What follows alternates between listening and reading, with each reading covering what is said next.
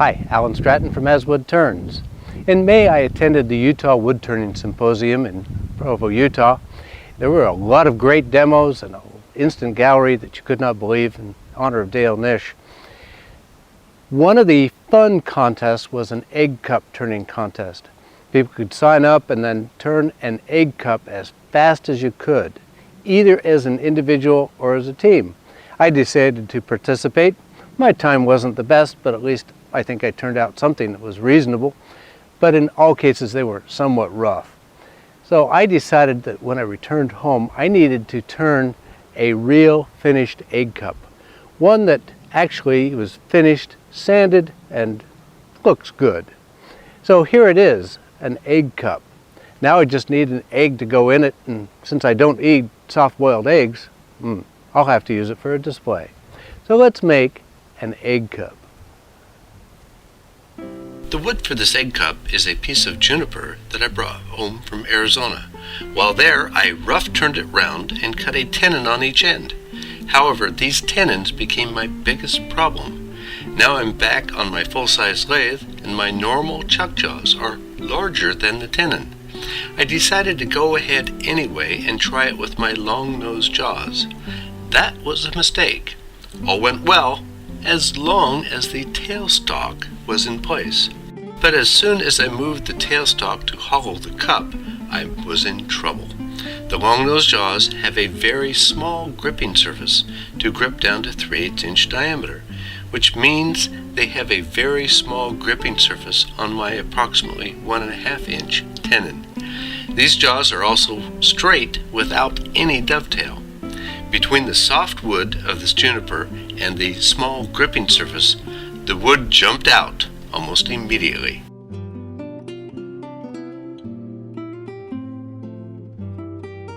I tried the steady rest, but with similar results.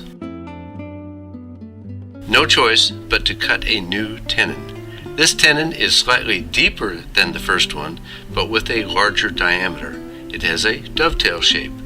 Most importantly, it is only slightly larger than the minimum gripping diameter for my normal jaws. Now that the wood is secure, I can continue hollowing the cup portion. I started with a spindle gouge, hollowing from the center out. I went fairly deep, but found it difficult to widen it out this way. I think the grind on this gouge is not quite adapted to this cut. I've finished the hollow cutting from large to small, but that is doing a lot of cutting against the grain.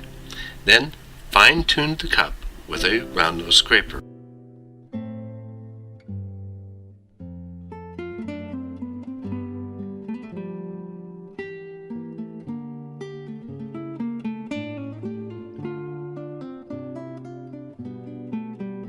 Then sand and finish the cup interior. Then on to shape the exterior after first marking the cup depth on the outside.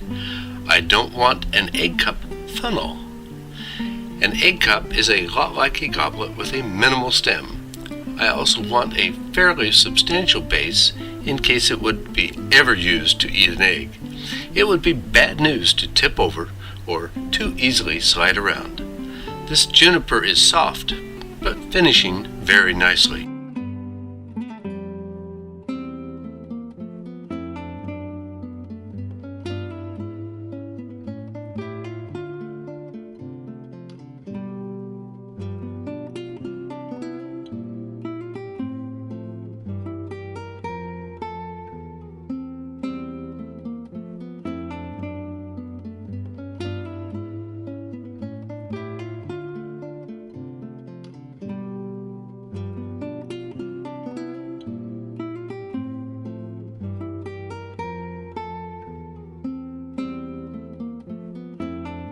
Then sand and finish the exterior with beeswax and mineral oil.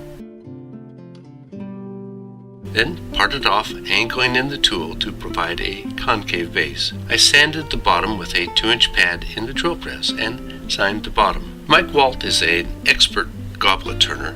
I'll let him judge whether my egg cup counts as a mini goblet.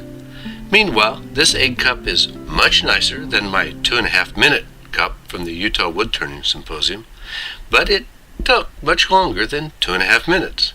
I'll never use it to eat a soft-boiled egg. Yuck! But it is a good display base for a future turned egg. Please click the like button on this video and subscribe to both my website and YouTube channel. Do yourself a favor. Always wear your face shield. Until next time, this is Alan Stratton from As Wood Turns.